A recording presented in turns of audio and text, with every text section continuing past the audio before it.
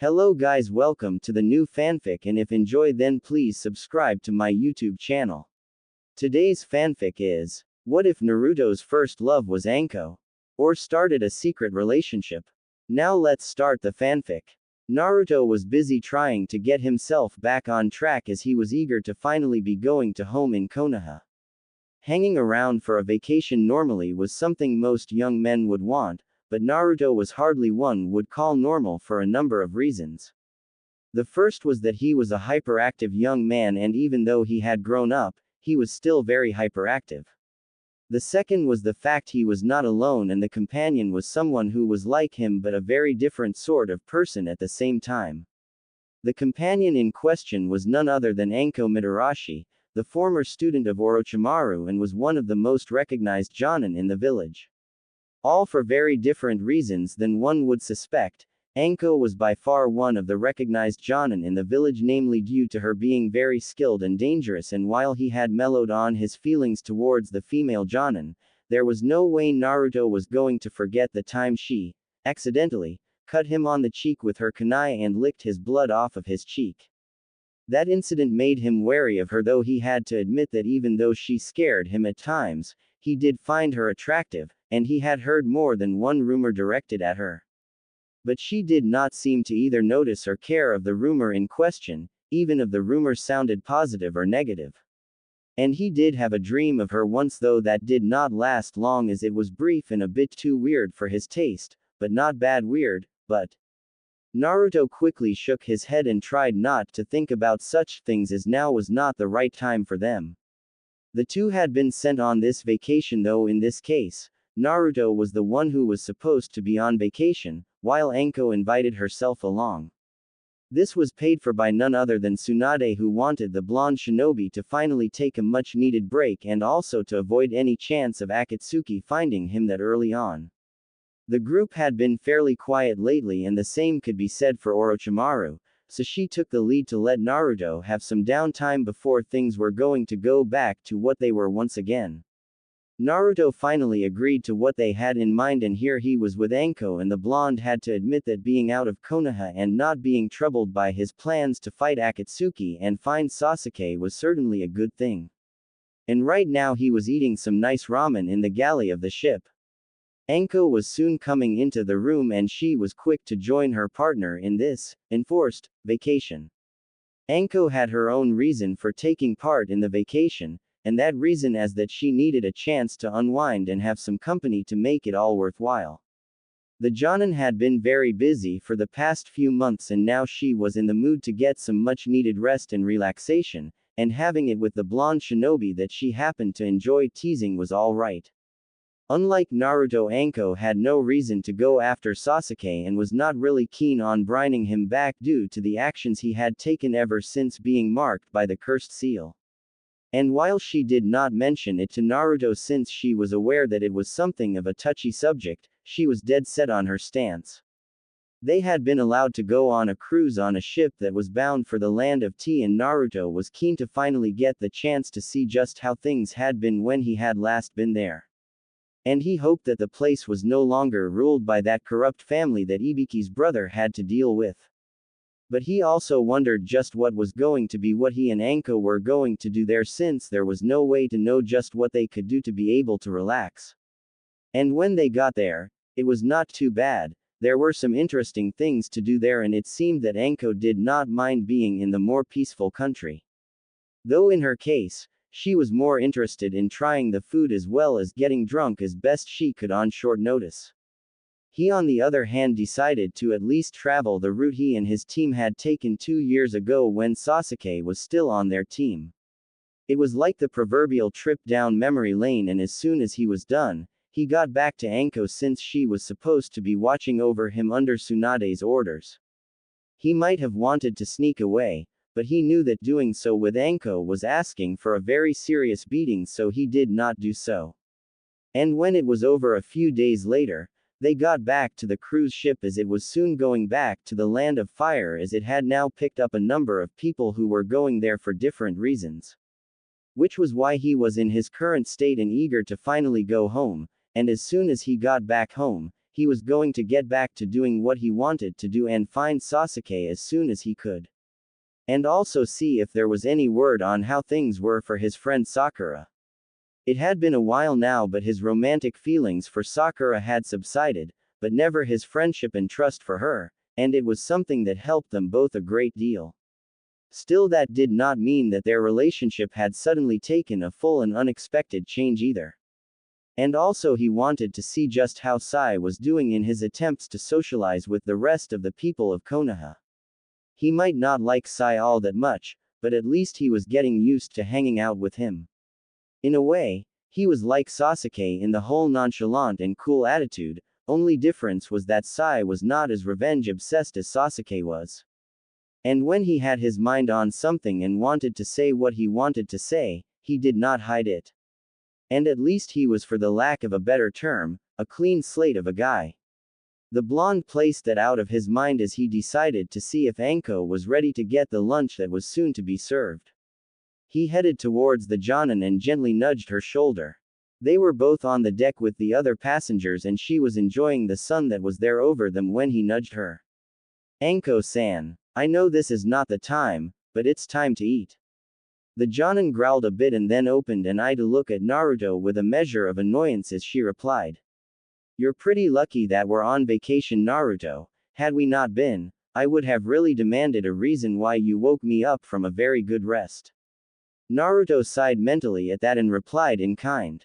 It's time to have lunch. That made Anko grin a bit more as she smelled the food coming from the table over at the other side of the deck. Now that is worth waking up. Come on, Naruto-kun. Let's go see just what is on the menu. Naruto did not hesitate to follow Anko and he had to admit that the smell was just as good. He headed for the ramen that was there along with what he liked to see and smell.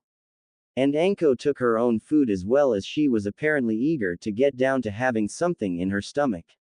Once they got their food together, they went to the nearest table and soon they were eating away. The food was worth eating between them and as soon as they were done, the two ninja were finally relaxed and happy that they were now getting ready to get some sleep. But not before the two of them decided to look near the rails to one of the sights of the sun beginning to set at the right side of the ship.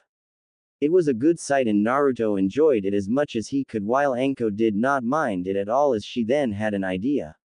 You know, if we can go there bar, we can go and get a chance to get drunk. I hear they got some quality sake here on the ship.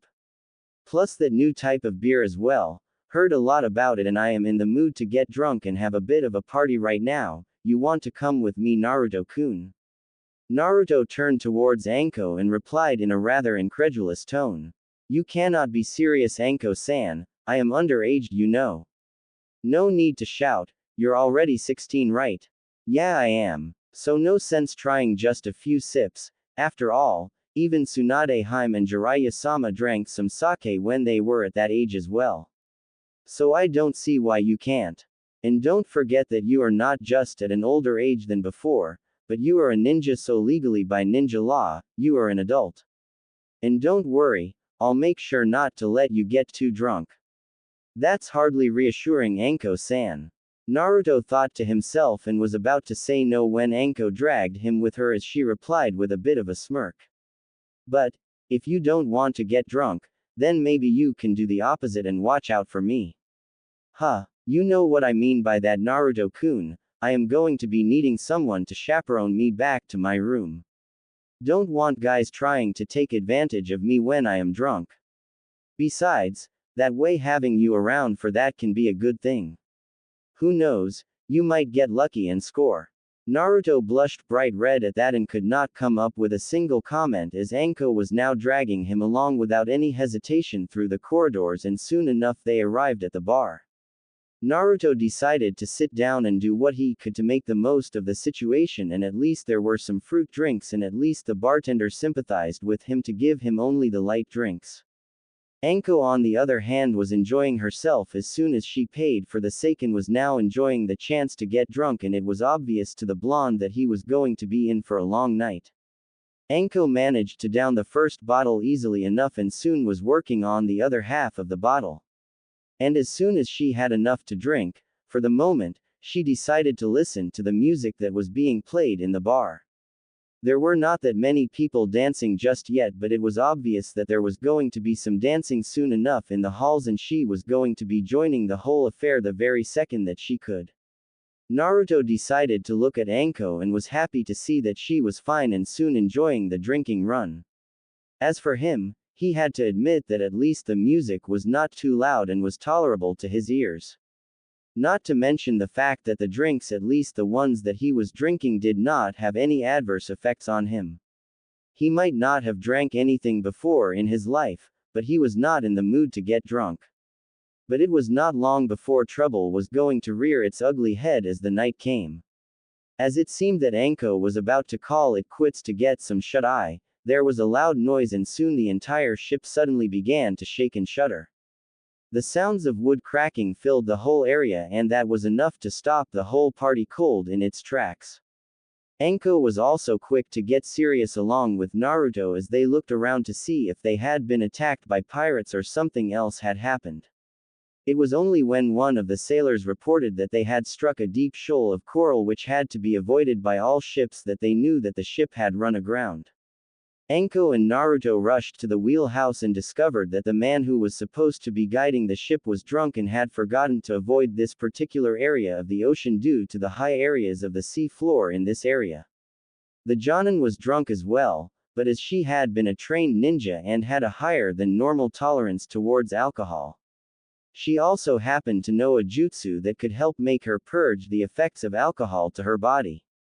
Once she used it, she turned to Naruto and told him to help her evacuate the people from the ship, and Naruto did not hesitate to do that as well.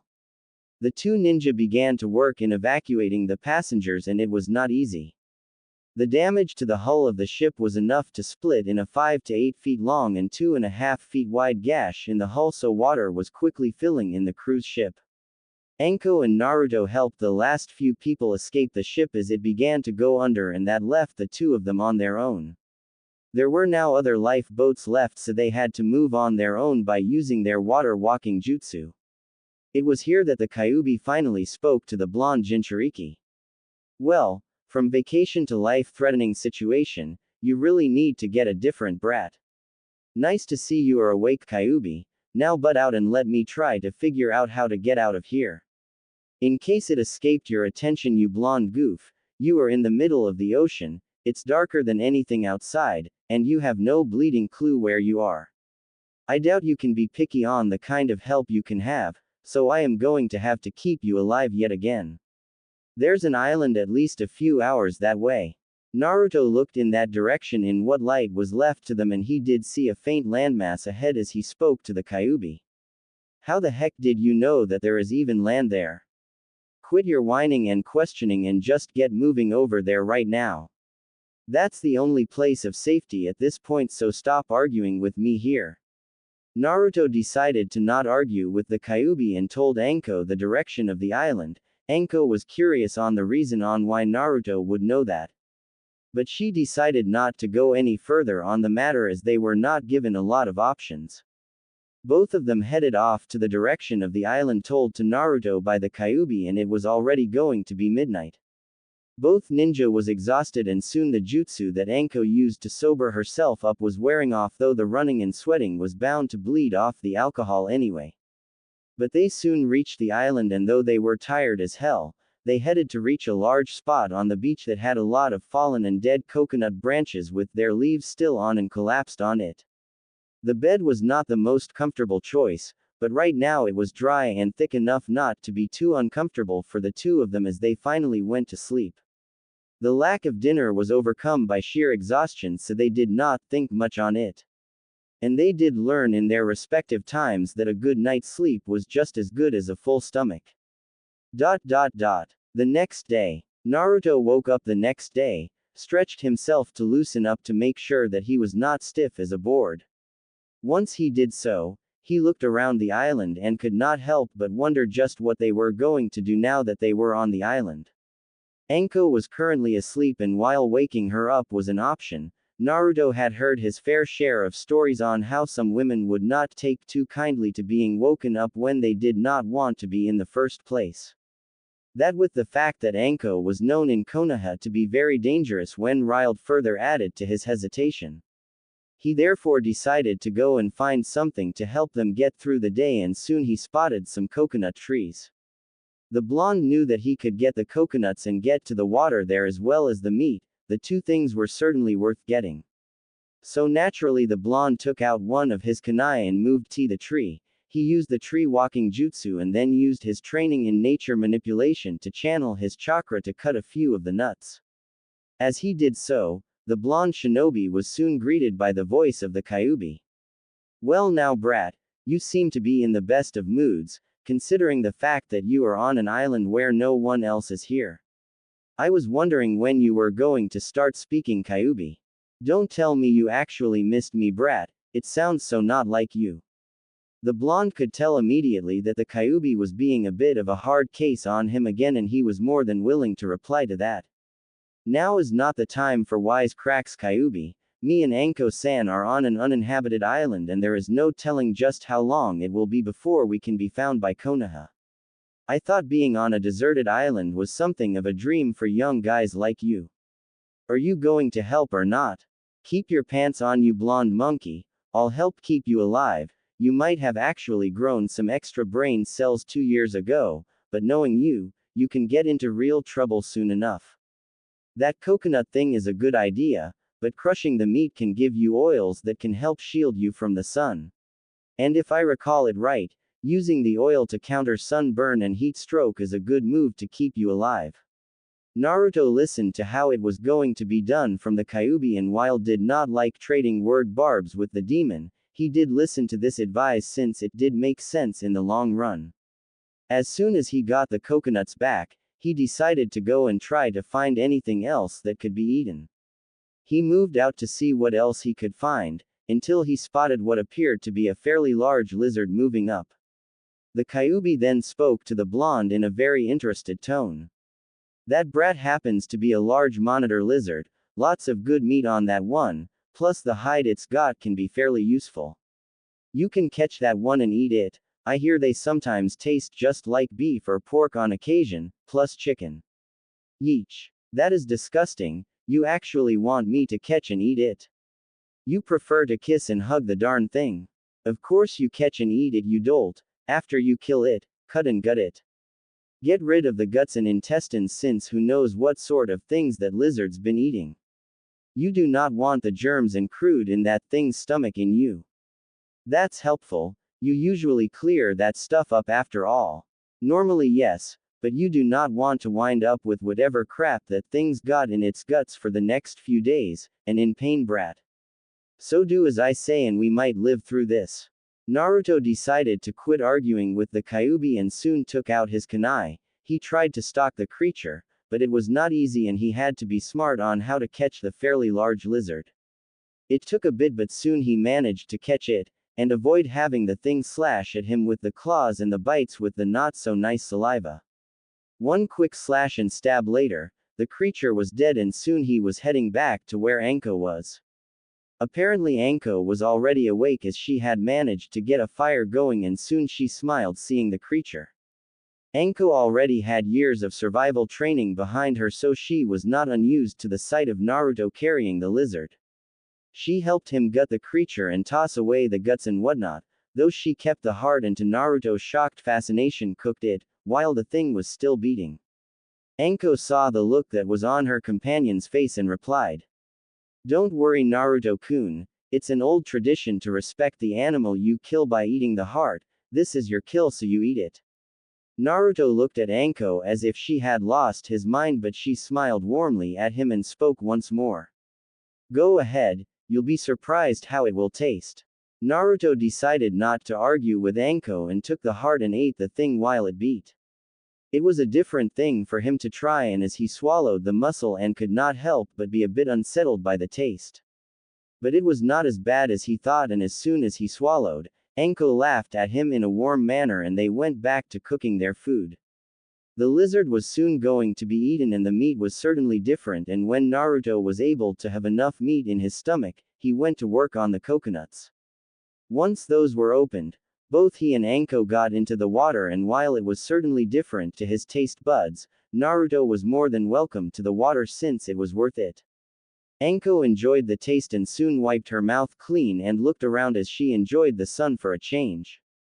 This place does not look so bad, Naruto-kun. Truth be told, I was hoping to have an island vacation for a while. Guess I got my wish though.